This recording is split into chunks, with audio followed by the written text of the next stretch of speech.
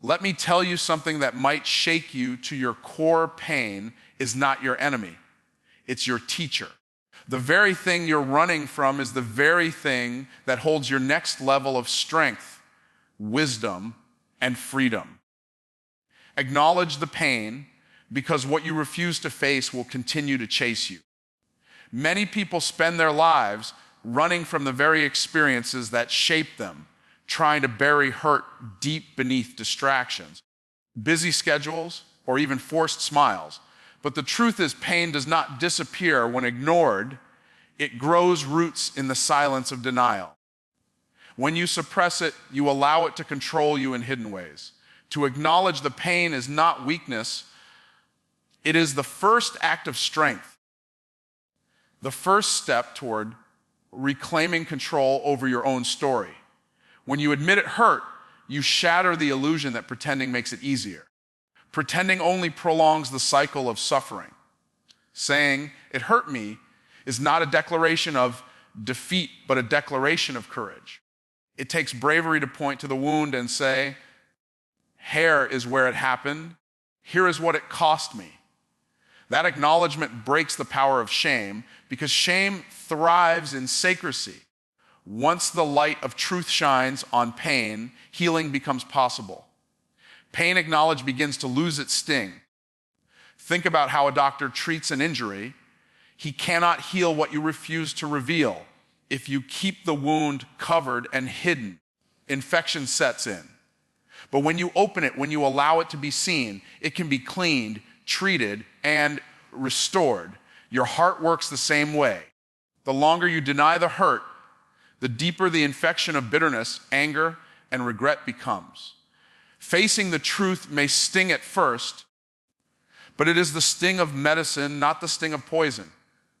Acknowledging the pain gives your emotions permission to exist. Too often people believe that feeling deeply makes them fragile, but in reality, the strongest people are those who dare to feel and not shut down.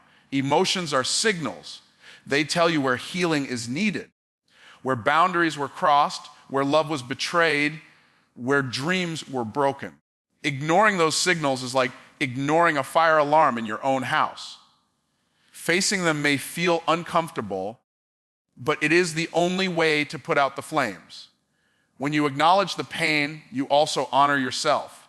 You are saying, what I went through mattered, what I lost mattered, what I felt mattered. That kind of honesty prevents you from diminishing your own worth. It stops you from brushing aside your value just to make others comfortable. Because every time you silence your pain, you silence your voice. And every time you silence your voice, you shrink your own identity. Speaking the truth about your hurt is an act of self-respect. Facing pain does not mean staying stuck in it. It means refusing to deny its reality.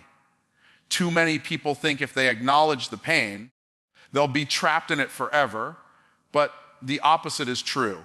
What you name, you can release. What you confess, you can confront. What you confront, you can conquer. Denial locks the door to healing, but acknowledgement turns the key and opens it wide. Pain acknowledged allows perspective to emerge. Once you stop hiding from it, you begin to see it for what it is, an event, an experience, but not your identity. You realize that what happened to you is not who you are. You begin to separate the wound from your worth, the scar from your story. You stop labeling yourself by what broke you and start discovering the strength that awakened inside you. When you acknowledge the pain, you take authority back from the person or situation that caused it. No longer does it linger in the shadows, dictating your moods and decisions. No longer does it whisper lies about your future. Acknowledgement strips the hurt of its power because you are no longer pretending. You are confronting it head on, and what you confront, you begin to control. There is no healing without honesty, and there is no honesty without acknowledgement. The pain you try to bury is the pain that keeps resurfacing in your relationships, your choices, and even your dreams. But when you acknowledge it, when you face it, you give yourself the gift of truth. And truth, even when painful, is liberating. To acknowledge the pain is to finally breathe without holding your breath, to finally stand without shaking, to finally admit that what you went through left a mark, but not a death sentence. It is the doorway to everything else. Healing, growth, freedom, and new beginnings all start with those simple words. It hurt. Trust the healing process, because true restoration doesn't happen overnight. It unfolds step by step. Healing is not an instant event. It's a journey that requires patience, faith, and endurance. The wound may not close the moment you decide to heal, but every day you choose to lean into it. Progress is happening in ways you can't always see. Just like a seed hidden beneath the soil begins to sprout roots before breaking through the surface, your healing begins long before it shows on the outside. The process is not always beautiful. Sometimes healing looks like tears you didn't want to cry, nights where sleep doesn't come, or days where old memories resurface and sting again. That doesn't mean you're going backwards. It means the wound is still being cleaned. Pain that resurfaces during healing is not a sign of failure, but a sign that something deep is shifting. You must trust that even when it feels messy, it is still movement. Trusting the healing process also means accepting that time is your ally, not your enemy. You cannot rush what was meant to unfold gradually. Just as a broken bone needs time in a cast to realign and strengthen, your heart needs time in stillness and reflection to mend properly. If you force it too quickly, you risk reopening the wound. Healing takes as long as it takes, and rushing it only prolongs the suffering. Part of trusting the process is allowing yourself to rest. Healing is not only about effort, it is about surrender. Sometimes you will need to stop fighting, stop analyzing, stop trying to control every step, and simply allow the process to carry you. Rest is not laziness, it is medicine. It is in those moments of quiet that your spirit gathers strength, your emotions settle, and your perspective sharpens. Healing demands honesty. You cannot trust the process if you are hiding from the truth. You must face the reality of what happened, the depth of the wound, and the role it played in your life. But here's the beauty. When you lean into honesty, you free yourself from illusion. And the process of healing can only begin where truth resides. Lies delay progress, but truth clears the path. Trust requires believing that pain has purpose. Every scar carries wisdom. Every broken piece reveals a lesson. The process is not about returning to who you were before. It is about becoming stronger, wiser, and more resilient than you imagined. When you allow yourself to heal, you realize the wound didn't come to destroy you, it came to shape you. Healing teaches you patience, empathy, and strength in ways nothing else can. There will be days when you feel like you're making no progress, but trust that healing often works in silence. Just because you can't measure, it doesn't mean it isn't happening. The body doesn't announce when it's regenerating cells, but it does. In the same way, your soul doesn't always announce when it's mending, but it is. Trust is choosing to believe in what you cannot yet see. Healing also means forgiving yourself for setbacks. There will be moments where the pain flares up, where the memory cuts deep again, and you'll feel like you're back at the beginning. But setbacks are not failures. They are reminders of how human the process is. You must be gentle with yourself, knowing that even with setbacks, you are still further along than when you started. Progress is rarely a straight line, it is a winding road. To trust the healing process is to stop comparing your journey to anyone else's. What takes one person months may take another years, and that does not make your path less valid. Each wound has its own depth, Each story its own pace. The more you compare, the more you rob yourself of peace. The process is personal, and only you can walk through it at the pace your soul requires. Ultimately, trusting the healing process means leaning into faith.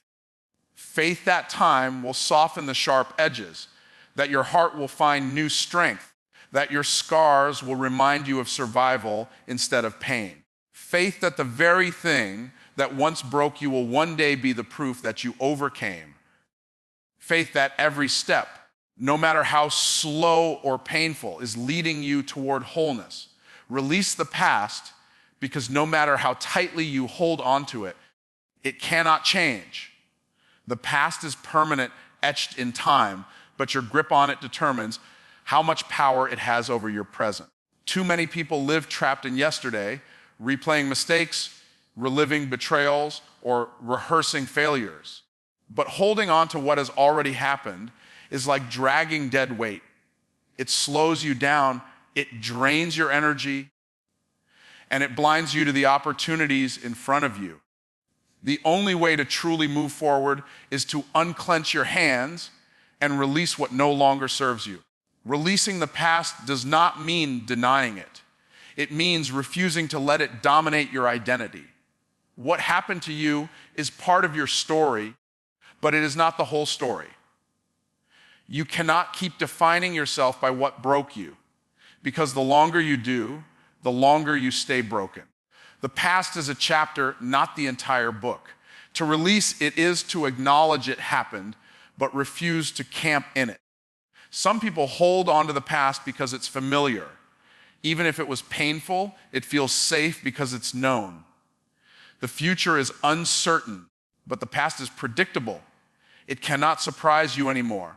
That's why so many cling to it. But safety is not freedom. You can't step into a new season while chained to the comfort of old wounds. The past may feel like home, but is a prison disguised as shelter. Releasing it is the key that opens the door. Releasing the past also means forgiving. Not just forgiving others who hurt you, but forgiving yourself. Forgiving yourself for the choices you regret, the opportunities you missed, the words you wish you had spoken differently. As long as you punish yourself with yesterday's mistakes, you'll never give yourself permission to grow. Forgiveness is not saying what happened was okay. It's saying it has no authority over your future. When you refuse to release the past, you keep watering dead things.